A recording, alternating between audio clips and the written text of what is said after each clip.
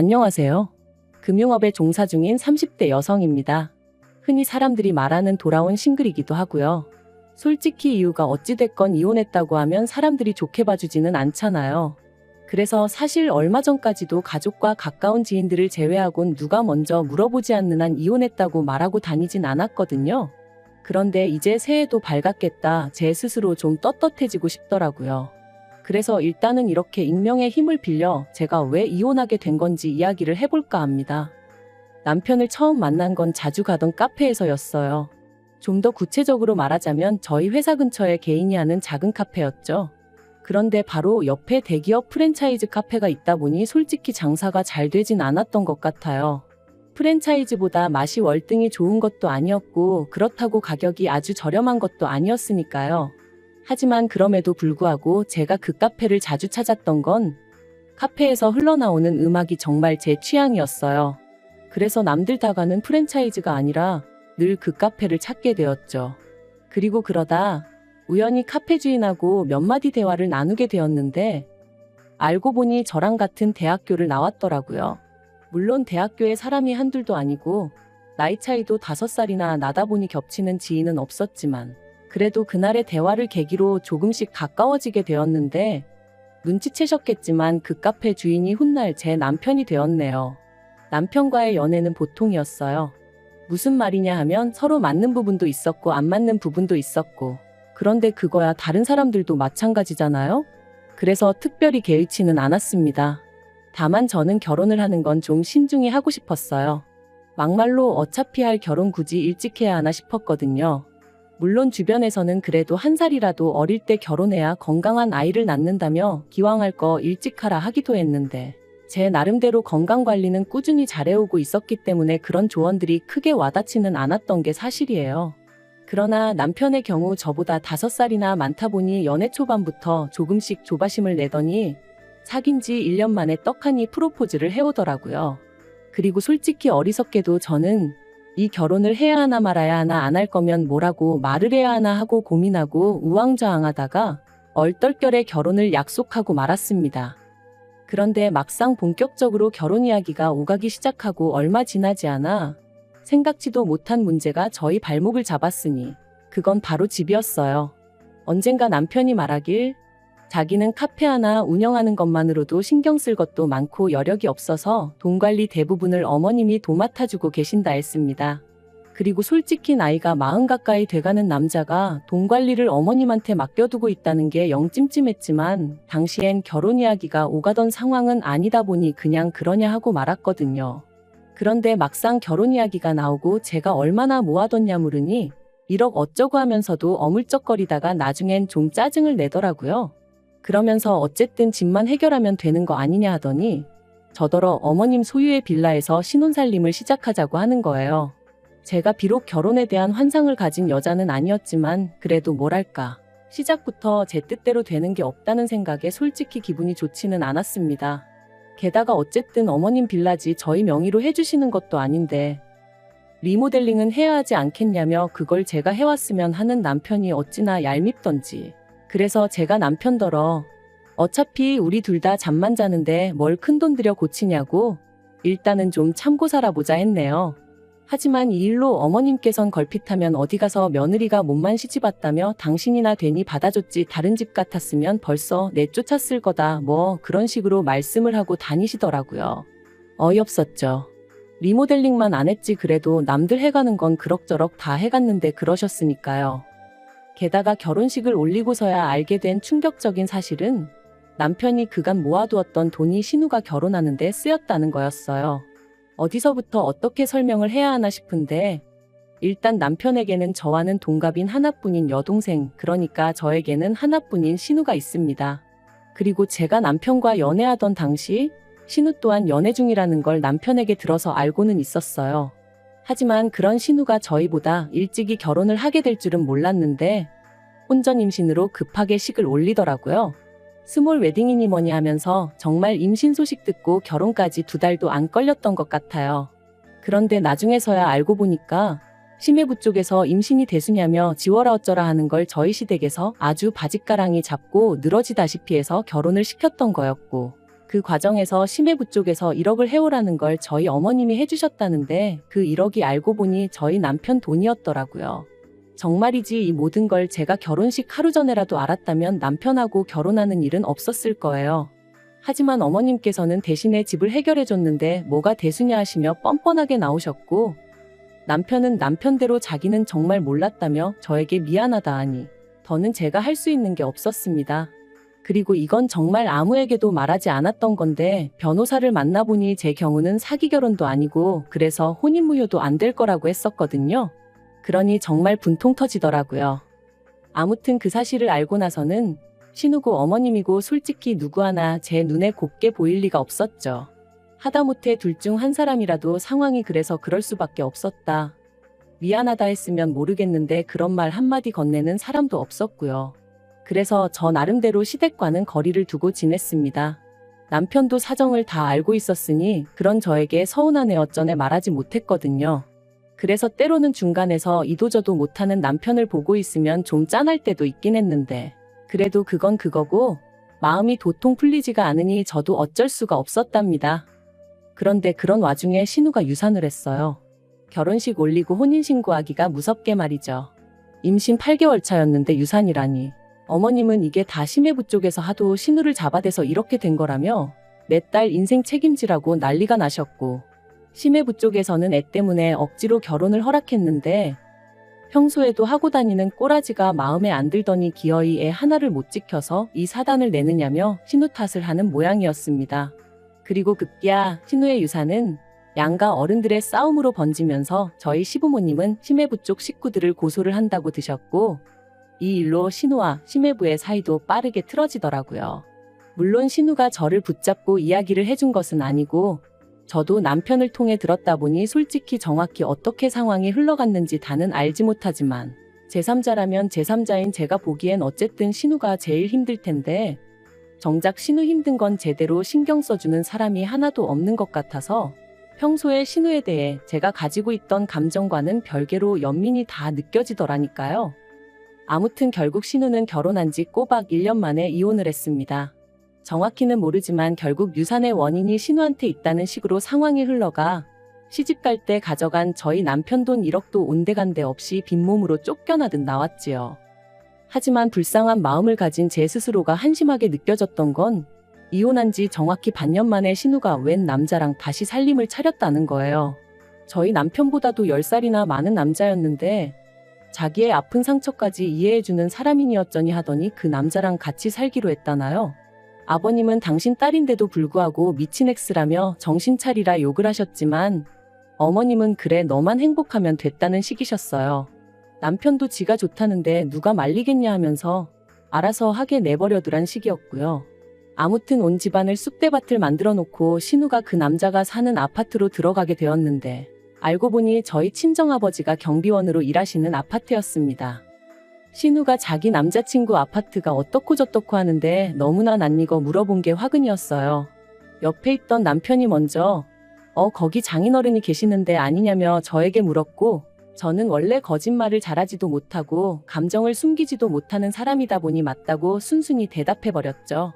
그리고 사실 친정아버지께서 경비원으로 일하고 계시다는 사실이 저에게는 그다지 부끄럽다거나 숨기고 싶은 일도 아니었고요. 참고로 저희 친정아버지께선 줄곧 대기업에서 회사 생활을 하시다가 당신 한 사람이 관두면 젊은 직원 2사람이 자리를 보전할 수 있다며 제 발로 나오신 분이세요. 몇 년만 더 계셨으면 정년퇴직을 하실 수 있으셨지만 하루가 다르게 젊은 직원들 자리가 줄어드는 걸 보니 마음이 안 좋으셨다면서 말이죠. 그리고 다른 사람들은 이런 친정아버지의 결정을 어떻게 생각할지 몰라도 저는 아버지의 그런 배려가 무척이나 존경스러웠답니다. 한편 이후로 저는 아버지께서 당분간 좀 쉬면서 취미생활도 하고 그러실 줄 알았는데 한 달도 되지 않아 저에게 부담이 되고 싶지는 않다시며 직접 일자리를 찾아 나서셨고 그렇게 경비원으로 근무하게 되셨네요. 사실 처음에 경비원으로 일하게 되셨다 하셨을 때 저나 친정어머니가 얼마나 말렸는지 몰라요. 워낙 미디어에서 갑질당한 경비원들에 대해 자주 다루었다 보니 저희 아버지도 그런 일을 겪진 않을지 걱정이 되었으니까요. 하지만 아버지의 뜻이 어찌나 완강하시던지. 아무튼 신우가 저희 친정아버지가 경비원이라는 이야기를 듣더니 아주 묘한 표정을 지으면서 경비 같은 건 먹고 살기 빠듯한 사람들이나 하는 거 아니냐 묻대요. 마치 너무나 당연한 사실처럼 말이죠.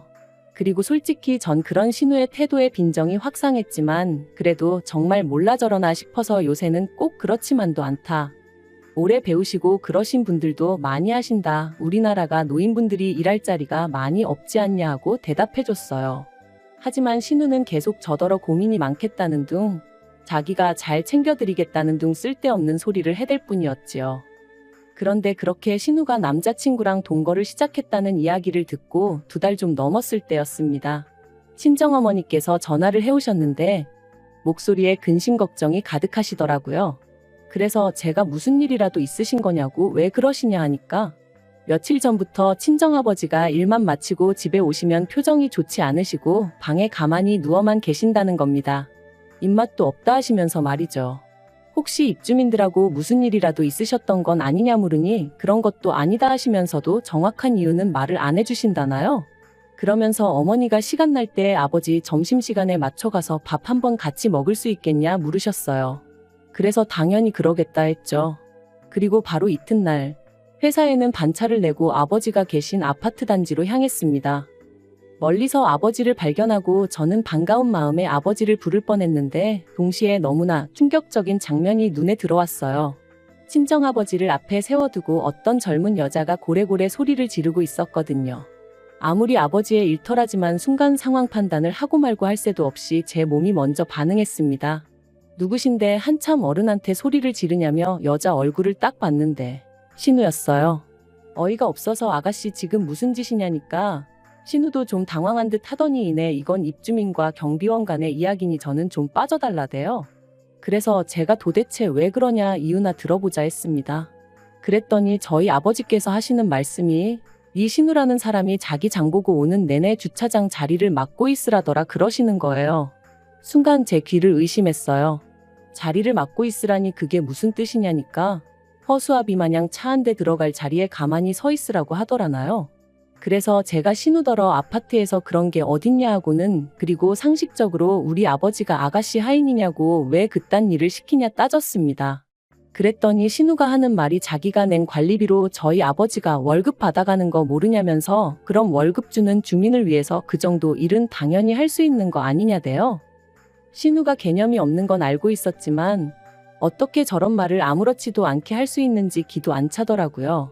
그래서 제가 신우더러 살다 별 거지 같은 소리를 다 듣겠다고 아파트 사는 게 뭐 얼마나 대단한 일이라고 그런 특권의식을 가질 수가 있냐 했습니다. 그리고는 멋대로 떠들어대는 신우를 뒤로하곤 바로 친정아버지를 모시고 관리실로 향했어요. 아버지께 소가리는 그만하시고 그간 당하셨던 일 전부 다 이야기하시라면서 말이죠.